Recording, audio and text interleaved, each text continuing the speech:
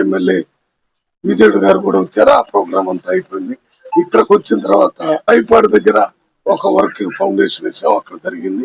తర్వాత ఒడ్డుపల్లికి సంబంధించి ఇంకో దగ్గర వేయటానికి వచ్చినప్పుడు ఈ ప్రోటోకాల్ అనే ఒక మాట పత్రాలు తీసుకొని వచ్చి నేను పార్లమెంట్ మెంబర్ గా కొబ్బరికాయ కొడదాం అంటే నేను గుంజుకొని పోయే పరిస్థితి వచ్చినప్పుడు నేను పోలీసుల్ని ఎమ్మెల్యే గారికి చెప్పాను.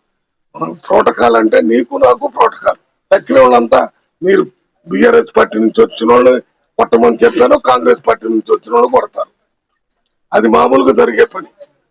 నేను ఎప్పుడు ప్రోటోకాల్ కు వ్యతిరేకంగా, కానీ నా ప్రోటోకాలే ఆఫ్ చేస్తే నేనే కొబ్బరికాయ కొట్టకుండా నెట్టి మీదకు పోయేటట్టు కార్యక్రమం చేస్తే ఇది ఏం జరుగుతుంది?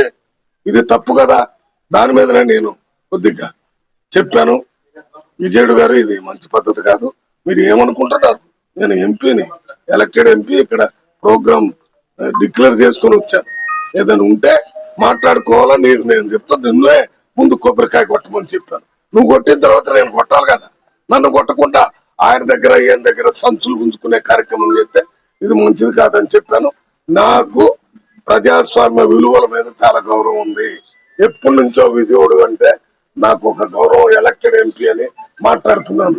కానీ నేను పార్లమెంట్ మెంబర్ గా లేకుండా 4-5 మనుషులతోని అక్కడెక్కడ రెట్టించి నేనేమో ఢిల్లీలో రేపు మీటింగ్ ఉంది, ఇప్పుడు ఎయిర్పోర్ట్ కు పోవాలి. అవన్నీ